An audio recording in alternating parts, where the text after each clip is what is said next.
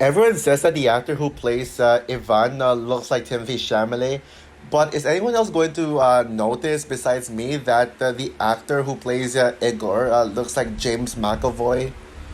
Hey guys, this is Frozen Wish Studios here, and welcome back to another movie review. And today, I'm going to be reviewing Anora. So, Anora is the latest film from Sean Baker, the same director as the Florida Project.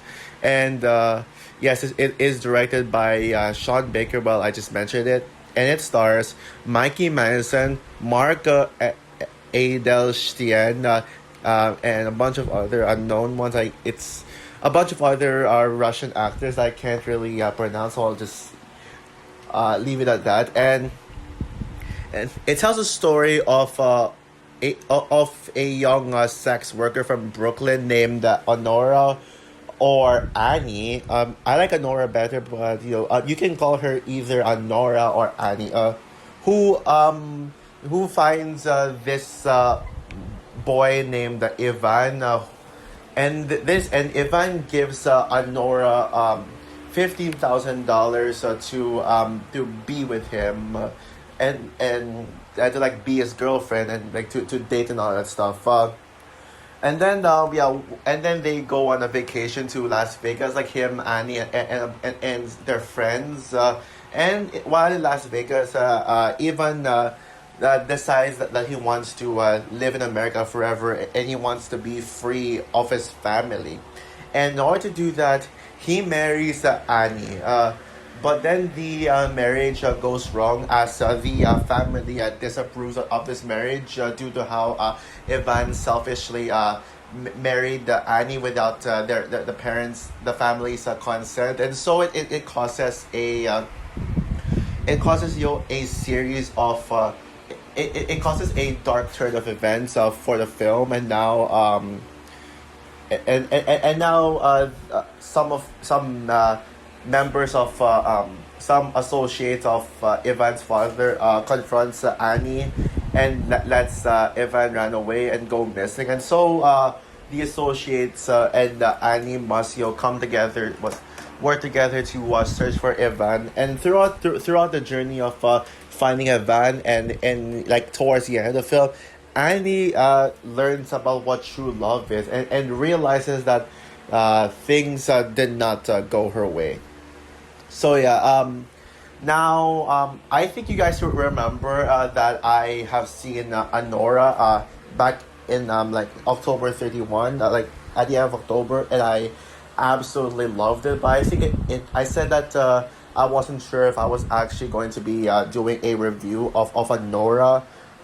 But then, how do I say this? Yeah, I just wasn't really sure what to say about it. And I think it needed a second viewing for me to actually fully review. Now, don't get me wrong.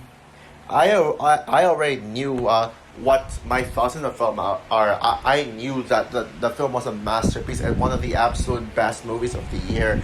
But it's just that I just really needed to polish my thoughts on more, and go go into detail on like what I have seen. And I think and plus the fact that my second viewing was something else, because if you guys saw my video on that, yes, I saw Nora for the second time yesterday, but it was just no ordinary screening. It was actually a film festival. Yes, guys, a film festival. And it's no ordinary film festival. This is basically the Cannes Film Festival, the Venice Film Festival, and the Toronto Film Festival, the International Film Festival of those of the Philippines. And yeah, it's called the Q Cinema Film Festival. It's hard to explain to non-Filipinos on what Q Cinema means and what the Q stands for, but yeah, I'll just say it's just a certain area in my country, but yeah, so if you're a Filipino, you would know that what that is. But if you're a Filipino who does not know what it is, yeah, just picture the Cannes, Toronto, and Venice International Film Festivals of the Philippines. That's what it is. And yeah, so this has been going on now. I don't know for how long, but I have like I started hearing about this last year because my someone close to me has told me that some of my cousin told me that he saw Poor Things in that, and he told me about it. I was like, damn, I should go to that. And but I it was like already the end of it. Like the Q cinema last year literally ended, so I did not have time. Like I literally could have saw Poor Things earlier. If only I heard about it, but oh well, it is what it is. I mean, there's always a next year. And yeah, I started becoming so desperate about this one, and yeah, I mean, I can't believe I made it here. And believe it or not, guys, I actually almost did not make it to the Q Cinema Film Fest. I mean, to this film in particular. I'm actually going to be watching another film tomorrow in the Q Cinema Film Festival called Ghost Cat Anzu. Yes, the anime film from G Kids. But yeah, that one I think I was very sure I was going to. But this one, I mean, there was a major red flag to this, and that is the limited amount of seats. So when I saw them booking the other day, yeah, the seats were so limited, and so I was like, oh shit, am I not going to make it? Not to mention they even closed down the online booking site for it. I was like, because like of the fact that there are a few seats left, I got a little bit worried that I was not going to make it to this.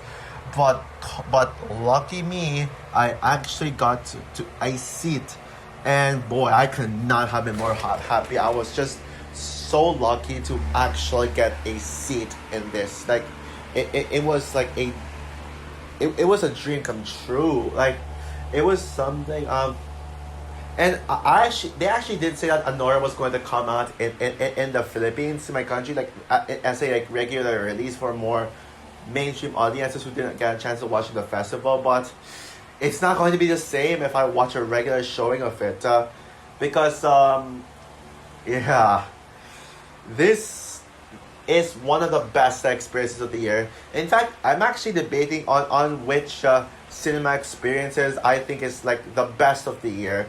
It's either Inside Out 2, the first showing experience of Inside Out 2, or this one. But I think both Inside Out 2 and Anora, like, they are pretty much the most crowded I've been to this year. Like, the most packed theater, yeah, I've been to. And this is no ordinary packed theater. This is a lively crowd. And actually, come to think of it, yeah, I actually think this is the best cinema experience of the year. Actually, you know what? Yep, I made up my mind. Now, don't get me wrong. Inside Out 2 is still my favorite film of the year, my number one. But when it comes to the cinema experience, that's the experience of me watching. I think this one just takes the cake. This one just takes the cake for best cinema experience because it's a film fest. And I don't even think Ghost Cat Anzu would feel the same one because it's not really as popular, and cinephiles were craving about this film. Yeah, so yeah, it's not just an ordinary crowd in a room in the theater.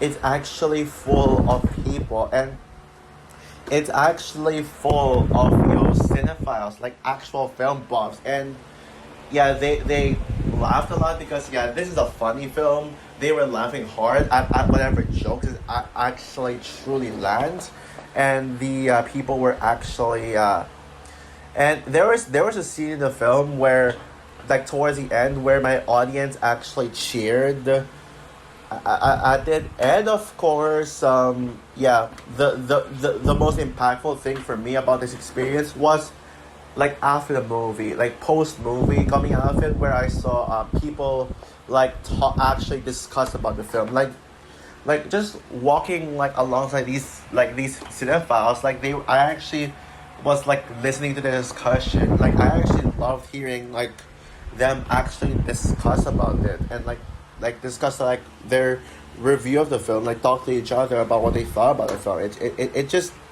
feels so impactful of it.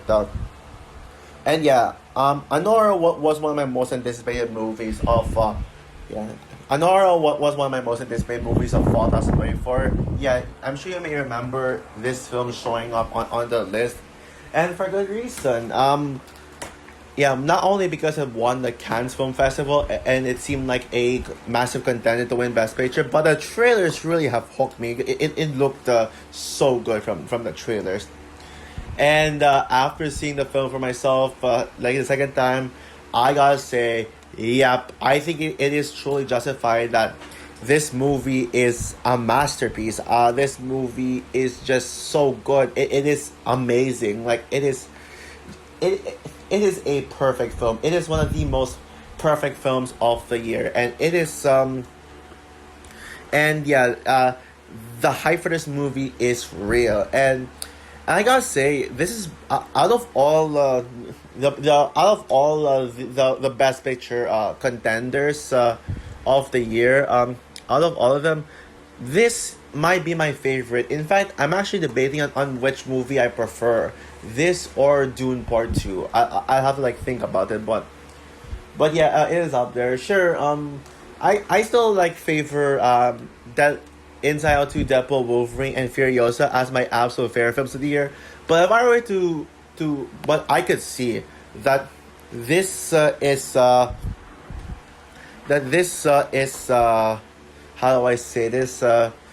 This is the best made movie of the year on an objective level. Yeah, if I were to pick like what was objectively the best of the year, the most well made movie of the year, it's Anora. So yeah, Anora is basically an anxiety-inducing, dark and gritty story, similar to the likes of Uncut Gems, disguised as a Cinderella-like love story. Yeah, this has the best original screenplay of the year, as well as the best screenplay of the year, neck to neck with Inside Out 2. It's a very simple story about a Russian boy paying like bribing a stripper to actually marry him. To marry her. Sorry, my bad with the gender. It is and yeah, the story, yeah, it may be like a basic story on paper, but the movie is a lot more complex than that, especially when it comes to the second half of the film. The the messages of this film are very powerful. It is a message to not marry someone who you just met, and yeah, not marry, and do not marry illegally. And basically, marrying someone illegally is means that not getting consent, of marrying without your family's consent. Yeah, because that's what Ivan did. He married Annie without, like, behind their parents' back, which is actually not legal for when it comes to marriage. And also to treat women with respect, not identifying them. Yeah, sex does not define true love. Yeah, that's actually the main problem with how the way Ivan treated Annie. He did not love Annie as a human being, as a person, as a way that husbands should love their wife. No, he actually he only used Annie for sex purposes, and then married him just to just to become an American citizen and live in America for forever. That is just wrong right there on every single level. And clearly Ivan is the villain of the film. Yeah, it may be a spoiler because I don't think you'd expect Ivan to be the villain of the film, but yeah, there were a lot of secrets that the marketing hit, and it came up to the point where Annie and Ivan decided to break up, like divorce. And yeah, at first Annie truly loved the Ivan so much, but then at the end, yeah, I mean, when Annie started to discover Ivan's true colors, and hate him for it, especially when Ivan confessed to his parents that he didn't really care all that much about Annie, and said that, oh, Annie was just a person who I hung out with for a weekend. And it had really broke Annie's heart. And the film ended with, like, the film had a very heartbreaking ending with Annie like just truly feeling truly realizing what love is, and just feel devastated that she wasn't being treated very well. And a certain character and a certain character who actually has been treating Anora with respect, and Annie did not realize it. Yeah, that was like really, yeah, something. And yeah, I gotta talk about this character, Igor. Yeah, Igor, the guy who I mentioned in my intro of the film. Yeah, Igor is one of the best characters of the film. I mean, obviously Annie is the best character of the film for obvious reasons, not just because she's the main character, but because of her character development of just, yeah, you'd actually feel bad for Annie that she's been constantly treated like shit because she was just an object. She refused to accept the fact that the marriage was all bullshit, and then she went on a journey to realize what love actually is, up to the point where she dumped Ivan. Oh, and remember earlier I said that the audience had cheered at as her scene. Yeah, yeah, it was actually during the annul scene at last, like when they went to Las Vegas to get the marriage annulled, and then Anora like was like yelling, like roasting the family, and Anora's like saying to Ivan's mom, "Oh, your son's a whore, so much so that your son hates women." Wait, I say so. I mean, your son loves no woman so much so that he married one just to wait. I think the exact line was, "Oh, your son hates your family. Your son hates his family so much that he married a girl just to piss them off." And then people were that was when the audience cheered. Yeah, like that was insane, man. This is not a Marvel movie. Like how or a big blockbuster. How the fuck are people actually able to do that? Yeah, it goes to show how much of a crowd pleaser this is, and I'll talk about that part later. But now just like analyzing the more cinephilish parts of the film, and then I'll get into the more mainstreamish part of the film. But yeah, anyways, yeah, let's talk about Igor now. Yeah, Igor is my second favorite character of the film, my second only behind Annie. Now, yes, I already mentioned about how Ivan is a horrible and cruel person. Um, but with Igor, he actually deeply cares about Annie, and he's actually been treating Annie like a human being. So much so that you actually can feel that Igor actually feels more right to be in love with Annie than than Ivan. And yeah, in the beginning, during the house arrest scene, which yeah, I'll get to that later. Igor was holding an Nora, but and then Anora claimed it to be rape. Yeah, claimed it to be like rape. Like, oh, you're raping me. But actually, the only reason as to why Annie like claimed that I was rape was because she had a wife, and she thinks that Igor was like trying to steal her from him or something. So yeah, he and Nora like probably didn't want any other man other than Ivan. So yeah, she didn't really understand the situation. But then there was this whole sequence, the third act, where Ivan and no Igor and Annie were together at home, and Igor told Annie that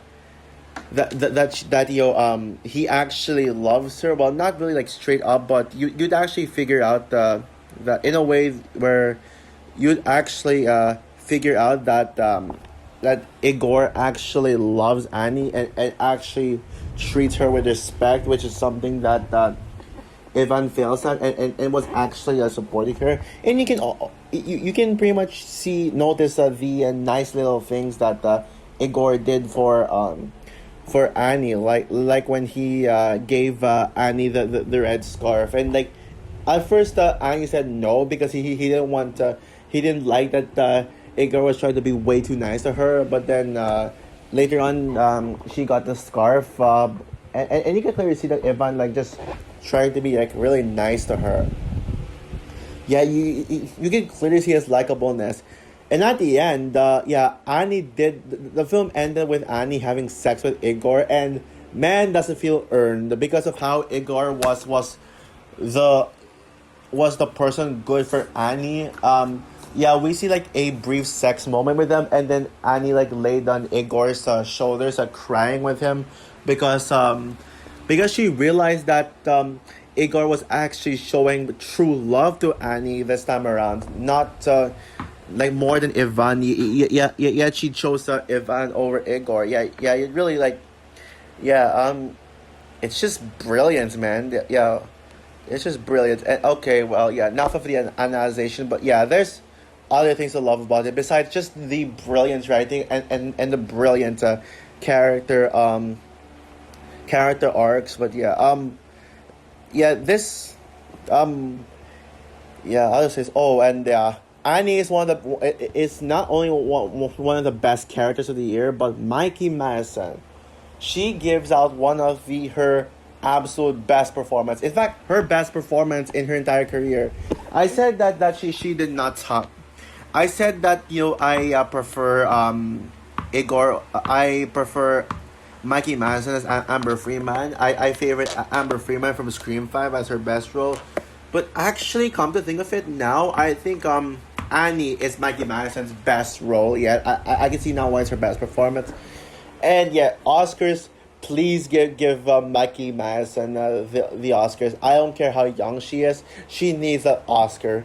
And if Mikey Madison does not win Best Actress, oh boy.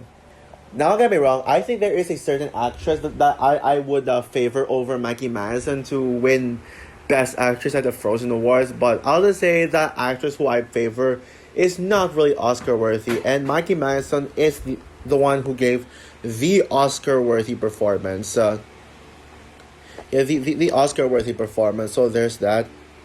And yeah, all the characters here are great as well, and not a single one is like gets left behind. Whether a character is likable or unlikable, you actually root for everyone, and that makes great characterizations. Characterizations, even Ivan's family, you actually can root for them in a way, but like all in all, you'd actually root for Annie. Oh, and yeah, there's those there is like the crowd pleasing like feel of the film. Yeah, yeah. This is a yeah hilarious film. Yeah, yeah. This is the film that is accessible to non-cinephiles as much as cinephiles due to how entertaining, fast-paced, and funny it is. The jokes landed even more than I remember, making this one of the funniest films of the year. I'd say the best comedy of the year, let alone. Like yeah, there were like a bunch of jokes where like me and the crowd were laughing so hard, especially this one joke that I would like say is the best joke of the year.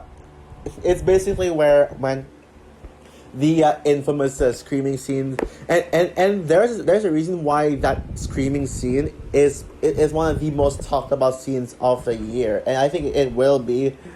Yeah, because like when Annie was like screaming so hard at the goons, Igor was like trying to stop Annie, and like, he was like, "Hey, stop screaming!"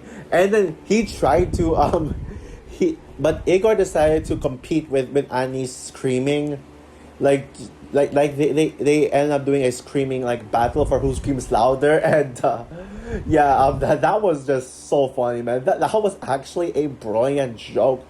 Oh, and you also got those jokes that are actually so mature. And what I mean by mature jokes is basically how I define mature jokes is jokes that you have to think about it and deeply understand it in order to find it funny. And that's the jokes I want, jokes that I actually laugh at thinking about it. And jokes like that screaming like screaming battle scene. Yeah, that was yeah. Oh, and the house interrogation scene is the best scene in the entire film. I actually love how that scene gets. I love how that scene goes on for 30 minutes. Yet you actually just wanted it to go on longer because of how good that scene is. Yeah, that scene took a like. That scene quickly escalated the film from a rom-com in the first half to a dark and gritty kind of a thriller, believe it or not. Yeah, the film just became like what was a lighthearted rom com in the beginning just turns into a dark film, and and, and the way the film like shifted tones is just so good. But I think I like the dark side of the film more than the light side. Yes, the first half of the film is great, but the second half is where the film like just truly shines for me. For me, especially that house interrogation scene. Yeah, it's basically a fight scene with Anora fighting against Toros. Yeah, Toros as associates, and yeah, it's absolutely entertaining. And you got some other great scenes too. Like you got some other scenes that also would feel like is a contender for the best moments of the film. Like for example, the scene where Igor and Annie got married, which really put a smile on my face. And you also got that scene with Annie fighting against another girl on in a bar. Yeah, I always love seeing bar fights in films, and this is probably that was probably the most epic bar fight in any film I've ever seen. And I am not exaggerating on that. It's not as much of a romance film as the film wanted you to believe based on the first half. In a way, it is a romance film, but it's more of a film about finding true love and realizing that and realizing what bad love is like. It's basically about it's basically about the battle between good love and bad love, and I think it's one of the most like brilliant like romantic films I've ever seen, and we need more romance films like this one. The cinematography is also beautiful, especially with some stylized shots. Sure, the look and production value of the film does look more mainstreamish and not like Florida Project. I will say that visually, the Florida Project is the most visually stunning Sean Baker film, but yeah, this is the best Sean Baker film. Yeah, believe it or not. And also the pacing of the film.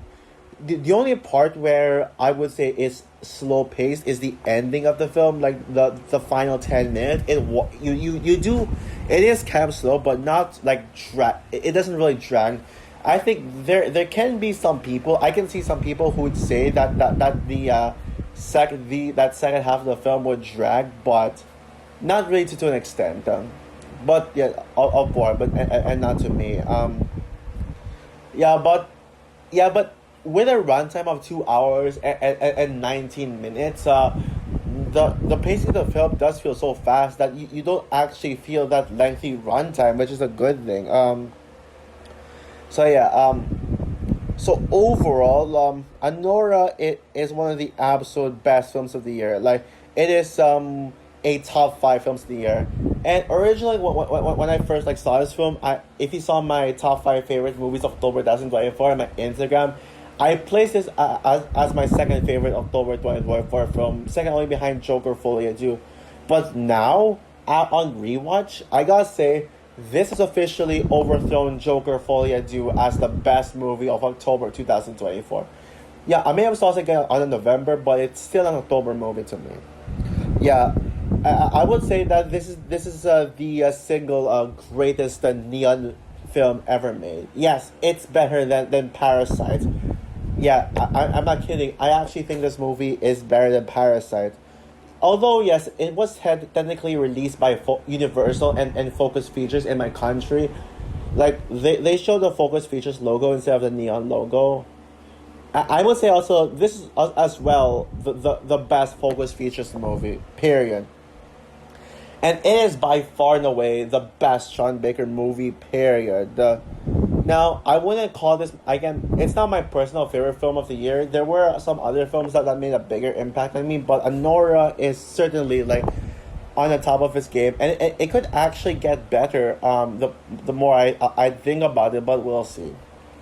So with that said, guys, I'm going to give Anora, off freaking course, 5 stars out of 5 masterpiece movie. So yeah, whether if you are a cinephile or a non-cinephile, there's something for you to love about this film. And yeah, oh, and also don't listen to people who call this movie overrated, like Jay Vaters. Yeah, I hated Jay Vaters' Anora review. It was unbearable. Yeah, don't listen to those people. Anora, like every phrase you've been hearing about Anora, that's what you should be like paying attention to. So that's all for my review of Anora. Have you seen the film? And if you have seen the film, what are your thoughts on it?